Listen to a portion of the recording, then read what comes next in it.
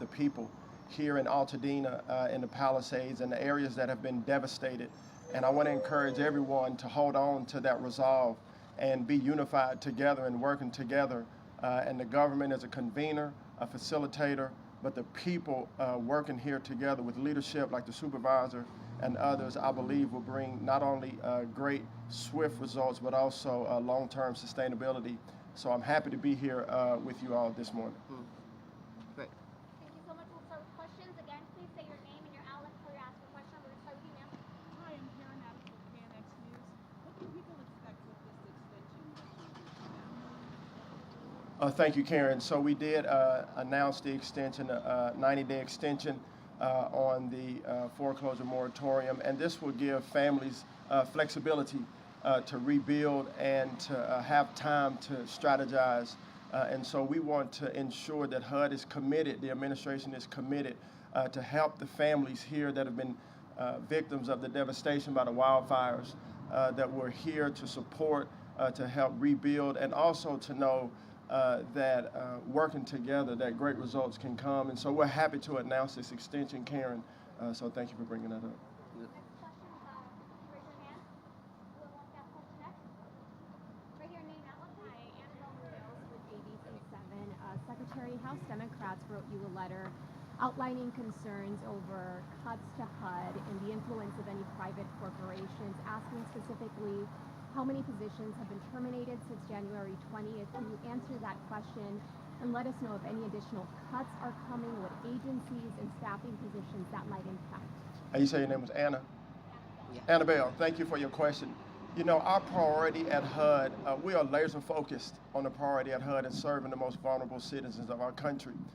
We have top line priorities as housing affordability, which in our country right now, there's a housing affordability crisis. Disaster recovery, that's why we're here today. Homelessness in our nation, and in particular here in California, has increased significantly. But I will tell you, and you can rest assured, and the American people can rest assured, that we understand the critical mission that we have at HUD, and we are dedicated to carrying out that mission. We just announced $2.5 million in our Rapid Unsheltered Survivor Housing Grant, our RUSH grant. And we do this because we want people to know that as we take inventory of HUD, which we are, and I'll be the first to say it as a servant leader of HUD, we're taking inventory of every program at HUD to ensure that the programs that we have are carrying out the mission that we have at HUD. We're taking inventory, we're maximizing our budget, we're taking inventory of our personnel. And so this is a top line view, 30,000 foot view of the heart, but understand that at HUD, whether it's budget, whether it's personnel, whether it's programs, we will continue to be laser focused and deliberate about the mission that we do have. Next question. Next question. With the mic. Who's got the mic? I can ask that. Go ahead. Natalie Reddington, Fox News Channel. What can be done in the rebuild here and in HUD's fire-prone areas just to prevent this from ever happening again? Is that better vegetation, management, like building with fire-resistant materials, or what else? Well, thank you, Laddie. Supervisor, you want to answer this? Yeah, thank you for that question. You know, one of the things that we're looking at is encouraging people to build back better. And build back better means providing them with options as it relates to fire-prone areas and what they call hardening. But it comes at a cost. So one of the things that I'm committed to doing and I'm working on doing is providing grants for individuals that may be priced out by doing so, so that we encourage them and we help them and uplift them moving forward on the rebuild effort.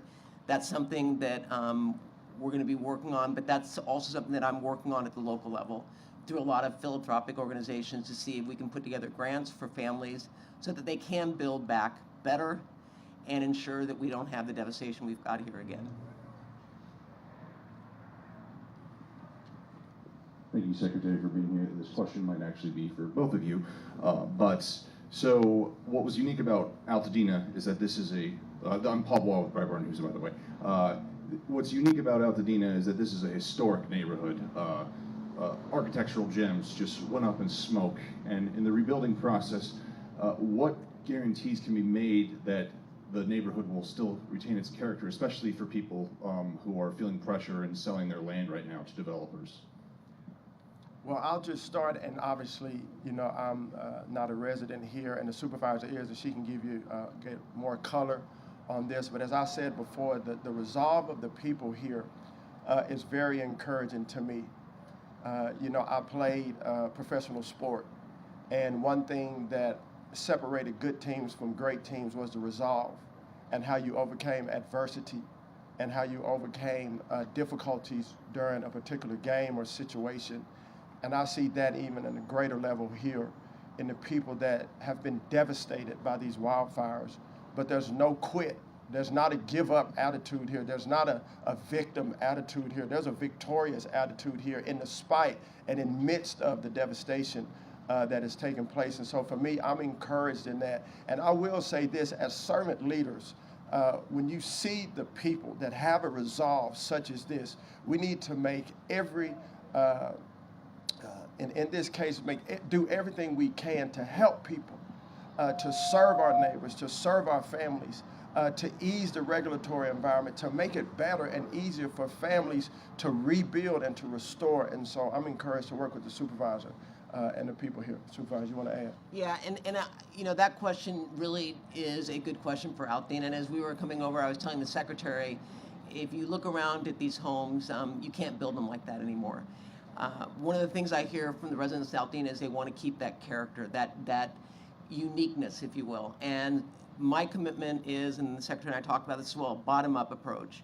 Not government telling the community what they can rebuild with, but giving the community options and the ability to make those decisions, recognizing that we have the best of best as it relates to architectures here in LA County, and many of them have stepped up and said, we want to be a part of the rebuild effort.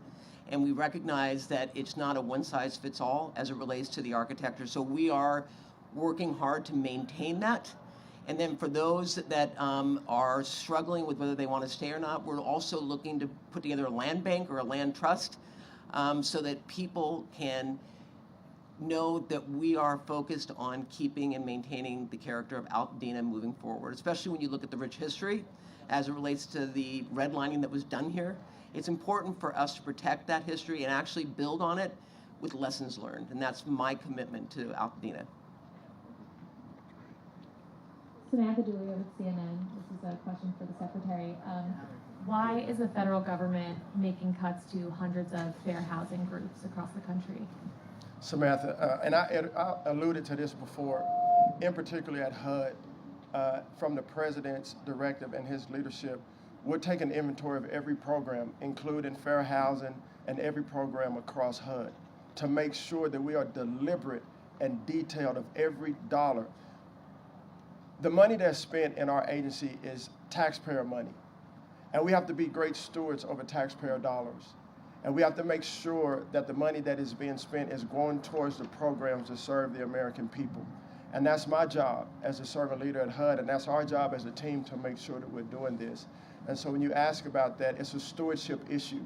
You know, over the last several years before we got there, there was record funding in our federal government, record funding at HUD, and yet we weren't carrying out the most basic mission that we were called to carry out.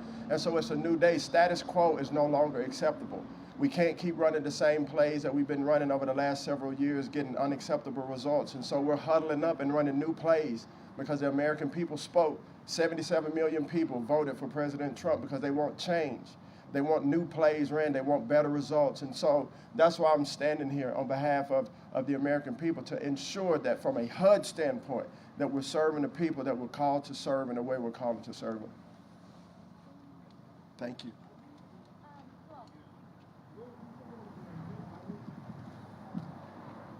Good afternoon, and thank you for coming to the neighborhood. We appreciate it. Sorry, name and outlet, please. Carlin Couch, and I'm an Altadena resident.